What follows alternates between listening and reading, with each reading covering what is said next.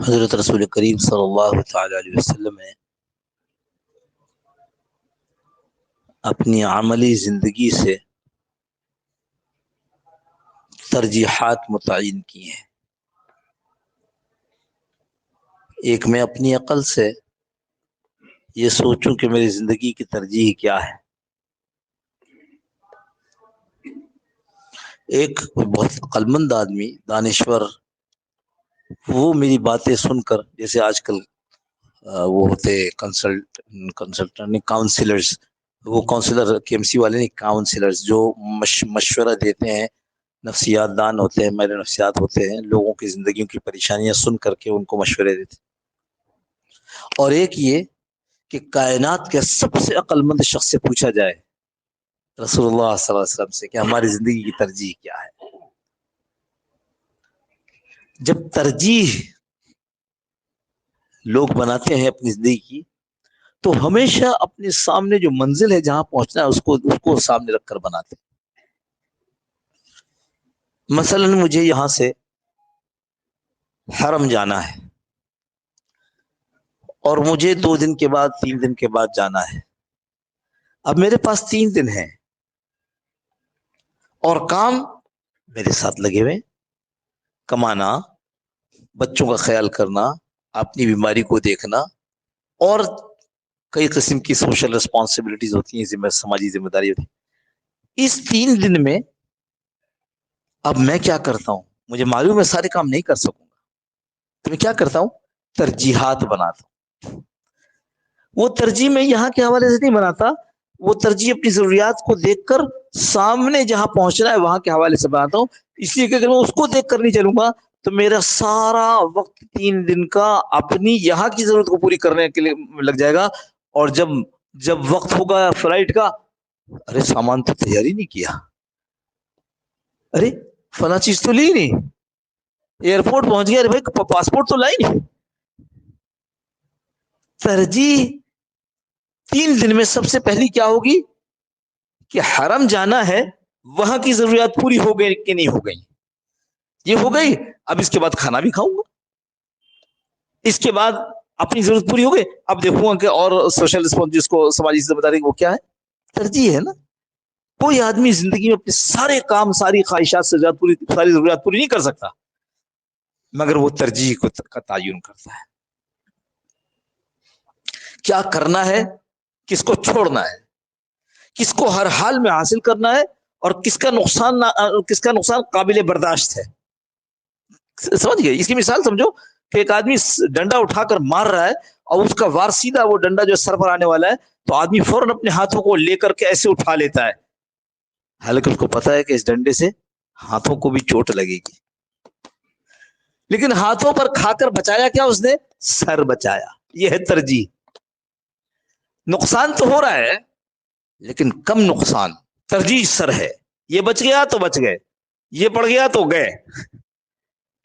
اس لیے کیا کر رہا ہوں میں ترجیح یہ ہے، لہذا اس کو قربان کر رہا ہوں. تو سمجھ میں آ رہی بات؟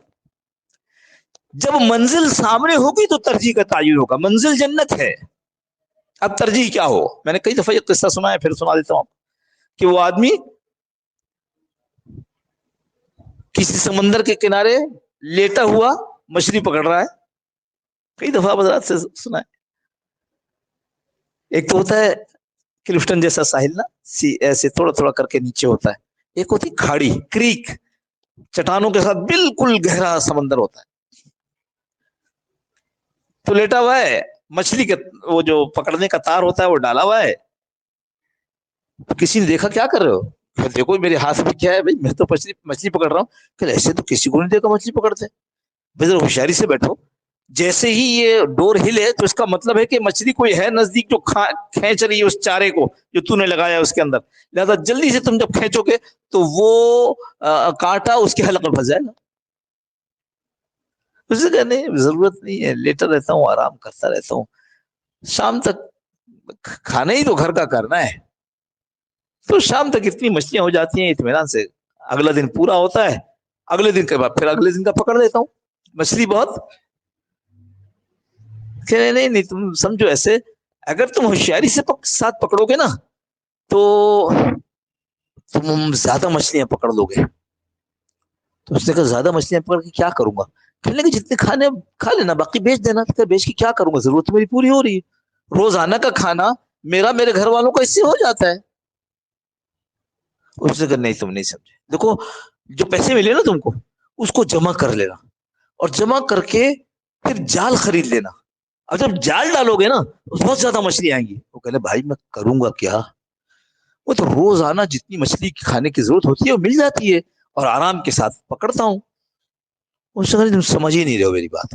دیکھو ایسا کرو، تم جو مچھلی پکڑی جائے جال میں اس کے بیچتے رہنا، پیسے جمع کر یہاں تک کہ تمہارے پاس پھر لانچ آ جائے گی. لانچ جو ہوگی نا تو بیچ سمندر میں جاؤ گے بڑی مچھلیاں آئیں گی. وہ کہے بھائی آپ میری بات نہیں سمجھ رہے، آرام کے ساتھ کرتا ہوں اور جو ہے وہ گھر والوں کے لیے اور میرے لیے جتنی مچھلی کافی ہے اگلے دن کے لیے وہ آج میں پکڑ لوں گا، پھر اگلے دن پھر یہاں آ کر کے آرام کروں گا، اس سے اگلے دن کی مچھلی آ جائیں گی. کھیلے کہ نہیں تمہاری سمجھ میں میری بات نہیں آ رہی. دیکھو اگر تم اور مچھلیاں پکڑ لو گے اور پکڑ لو گے اور مال تو پھر کیا ہوگا، پھر تمہارے پاس بڑا مال ہوگا. پھر تم جیسے بڑے بڑے مچھیرے ہیں نا، سمندر میں بیچ میں ایک جزیرہ خرید لینا، اپنا مکان محل بنا لینا، تم اطمینان سے آرام کرنا، نوکر چاکر تمہارے لیے کام کریں گے. تو کہنا بھائی صاحب جس آرام کی آپ بات کریں تو ابھی میں کیا کر رہا ہوں،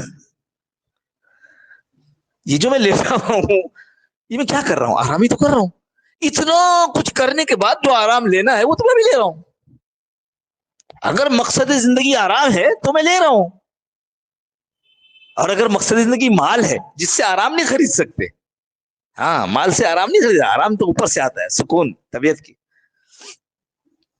ہمارا مقصد زندگی کیا ہے؟ اگر واقعی دنیا ہے پھر ہم صحیح کر رہے ہیں. صبح سے شام تک جو کمایا اس پہ خوش ہوئے، جو نہ کما سکے اس پر حسرت رہ گئی، اب کل کروں گا، پھر تو ٹھیک ہے. اس لیے کہ دنیا ہی کمانا اگر مقصد ہے، اور اگر مقصد آخرت ہے اور یہ دنیا ہم اس لیے کما رہے ہیں کہ ہم اپنی آخرت کو اچھی طرح سے حاصل کر سکے، تو پھر یہ طرز زندگی نہیں ہونا چاہیے. یہ جو لیٹ کر مچھلی پکڑ رہا ہے یہ نہیں ہونا چاہیے. پھر تو ایسا معاملہ ہونا چاہیے کہ ترجیح ہماری آخرت ہو. یہ جس کو ہم نے جیسا بھی یہ بات جو جمعے سے پہلے عرض کر رہے تھے، کھانا کمانا کھانا کما بالکل ضرورت ہے لیکن ترجیح نہیں ہے.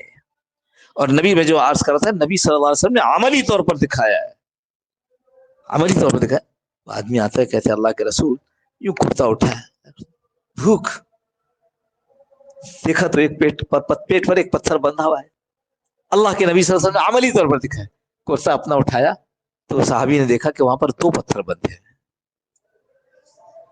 اگر زندگی مقصود ہوتی اور کھانا مقصود ہوتا کہ زندگی میں جتنا کما لوں کھا لوں تو میری جنت اچھی ہو جائے گی، تو نبی صلی اللہ علیہ وسلم سے زیادہ مشتاق جنت کا کوئی نہیں ہے جس نے خود اپنی آنکھوں سے جنت کو دیکھا ہے. اور جب نبی جنت کو دیکھ کر اور حشر نشر قیامت کو اور قبر کو دیکھ کر اور سارے راستوں سے واقف ہو کر پھر وہ بھوک کو برداشت کر رہا ہے، اللہ سے تعلق کو نہیں چھوڑ رہا ہے، تو اس کا مطلب یہ ہے. دیکھو ہمارے شیخ ایک عجیب ترجمہ کرتے تھے، اللہم اہدنا الصراط المستقیم، اے اللہ صراط مستقیم پر چلا. کن کا راستہ؟ صراط الذین انعمت علیہم، ان لوگوں کا راستہ جن پر تیرا انعام ہوا ہے. ارے وہ کون ہے؟ قرآن میں دوسری جگہ اولئک الذین انعم اللہ من النبیین والصدیقین والشہداء والصالحین، یہ انعام والے لوگ کون ہیں جن کو اللہ نے انعام دیا؟ وہ ہیں نبیین، صدیقین، شہداء، صالحین. حضرت فرماتے تھے ہمارے کہ یہ وہ لوگ ہیں جنہوں نے جنت میں جانے کا راستہ دیکھا ہوا ہے، اگر میں ان کے راستے پر چل پڑا تو میں بھی جنت پہنچ جاؤں گا. جس نے جنت دیکھی ہے اور جنت کا راستہ جانتا ہے اس کی زندگی کی ترتیب میری زندگی کی ترتیب ہونی چاہیے، ورنہ بھول جائیے. اپنی آنکھوں سے راستہ تلاش کر کے ٹاور تک پہنچ سکتے ہیں، اپنی آنکھوں سے راستہ تلاش کر کے امریکہ تک پہنچ سکتے ہیں، لیکن اپنی آنکھوں سے راستہ تلاش کر کے جنت تک نہیں پہنچ سکتے. اس میں تو ہم سارے نابینا ہیں، اس میں ہم سارے نابینا ہیں. ابینا کون ہے؟ حضرت محمد رسول اللہ صلی اللہ تعالی علیہ وسلم. ٹھیک ہے بھائی, تو کوشش کرنا ہے. دیکھو ایک دن میں بدلتا نہیں ہے آدمی. اور یہ بھی کہہ دوں چپ کے کہ ہفتے میں ایک دفعہ سے بدلتا نہیں ہے.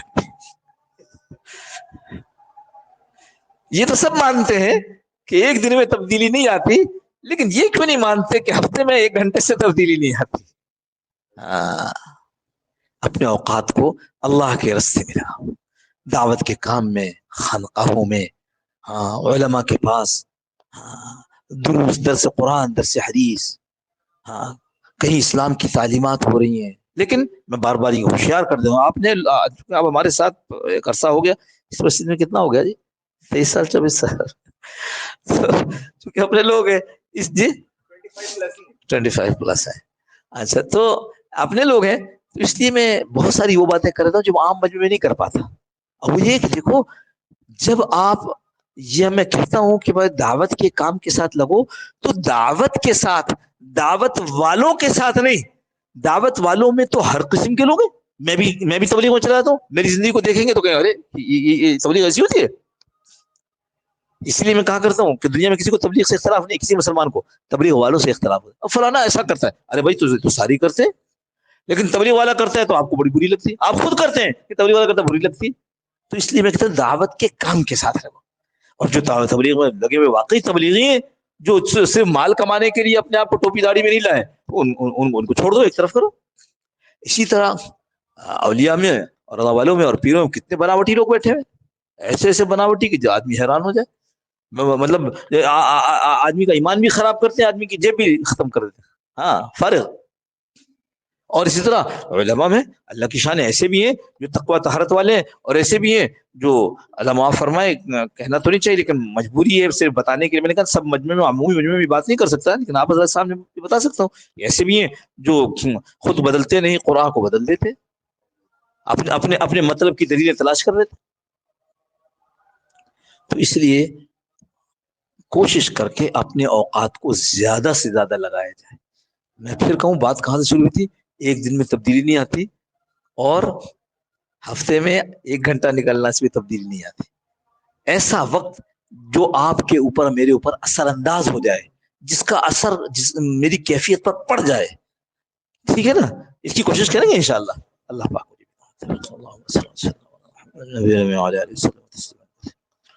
ربنا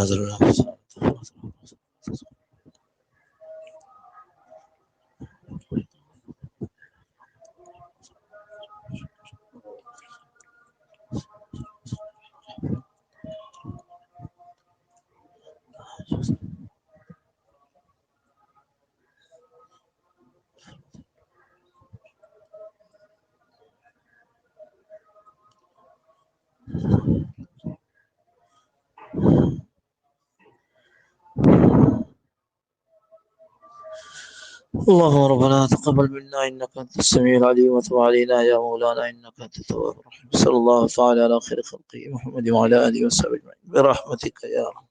جزاكم الله خير. السلام عليكم.